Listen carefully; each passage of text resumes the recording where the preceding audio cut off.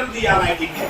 एक Nutan ground, 2 Phule ground, 3 D Ed college, 4 jail road पर जो दवाखाने के पीछे का एक स्पेस बड़ा सा खाली पड़ा हुआ रहता है रोड से बाहर, उसके पीछे का मोटरसाइकिल के लिए जो गांव से लोग अपने शहर से लोग जाएंगे तो वहां, तो ऐसे 4 जगह पर हमने पार्किंग नहीं है।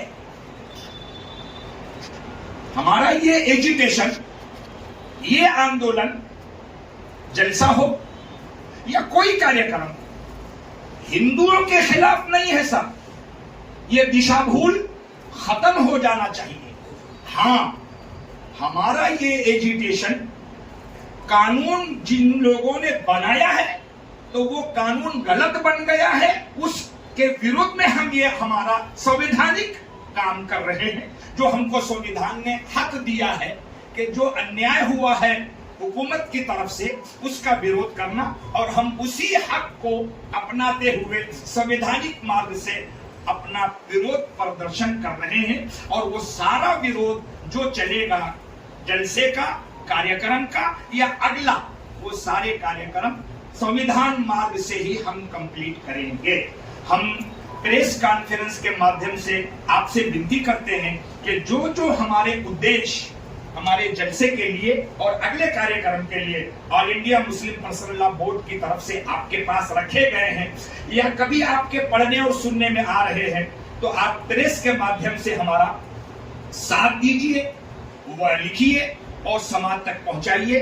क्योंकि हम समझते हैं कि अच्छी बात आप तक पहुंचे, आपने दूसरों तक पहुंचाया तो ये पहुंचाने का भी सवाब मिलता है। रोजी रोटी होना अलग चीज है और अच्छे लोगों तक अच्छी बातें पहुंचाकर अच्छा मैसेज पहुंचाना ये भी पुण्य का कार्य है, और इसमें आप हम सब सहभागी होंगे। इतनी बात आपके सामने रखकर मैं अपनी बात को विराम देता हूं। धन्यवाद। आज का जो पत्रकार परिषद का आयोजन किया था, क्या वजह थी और किस लिए पत्रकार परिषद ली गई? All India Muslim personal law board की तरफ से इस वक्त पिछले अप्रैल के शुरू महीने में हिंदुस्तान की हुकूमत ने वक्फ संशोधन कायदा 2025 जो पास किया है उसका विरोध दर्शाने के लिए पूरे भारत में all India Muslim personal law board ने एहतजाज करने का ठहराया है। क्योंकि ये कायदा इस्लाम के विरुद्ध में है, इस्लाम के कानून के विरुद्ध में है, मुसलमानों के विरुद्ध में है, यहाँ तक कि हमारे भारतीय संविधान के विरुद्ध में है और हमारे संविधान का हक मारा जा रहा है। इसके लिए all India Muslim personal law board पूरे भारत में ये आंदोलन कर रहा है।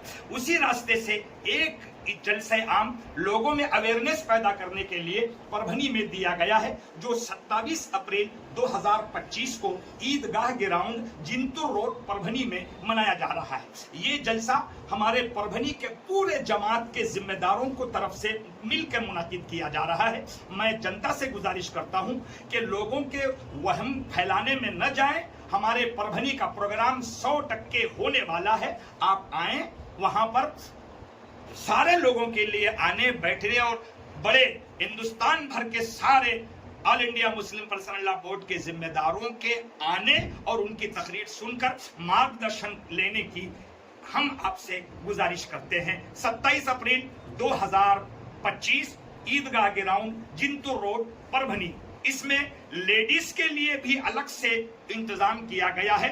परभनी की सारे खवातीन वहां आएंगे, ऐसा हम आपसे उम्मीद करते हैं। प्रोग्राम का आयोजन किस तरह से रहने वाला है और इसको खास मेहमान के तौर पर कौन आने वाले हैं? खास मेहमान all India Muslim personal law board के सदर हजरत मौलाना खालिद सैफुल्लाह रहमानी साहब जो अध्यक्ष हैं बोर्ड के, वो आ रहे हैं। उपाध्यक्ष हजरत मौलाना उबैदुल्ला खान आजमी साहब, सैयद सआदतुल्ला हुसैनी साहब, मौलाना असगर अली इमाम मेहदी साहब, ये सारे उपाध्यक्ष हैं।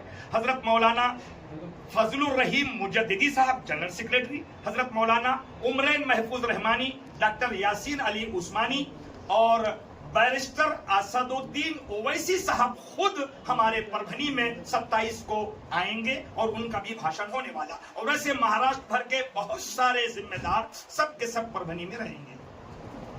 जो आने वाले मेहमान लोग हैं प्रोग्राम को, तो उसका इंतजाम किस तरह से किया है? जो अभी जो आने वाली पब्लिक तो बहुत रहने वाली है, तो पार्किंग की व्यवस्था हो या उनका आने जाने का किस तरह से आयोजन है? मैं आपके माध्यम से ये बता दूं कि हमारे ये पूरे जलसे के लिए अलग अलग डिपार्टमेंट के अलग अलग जिम्मेदार तय किए गए हैं।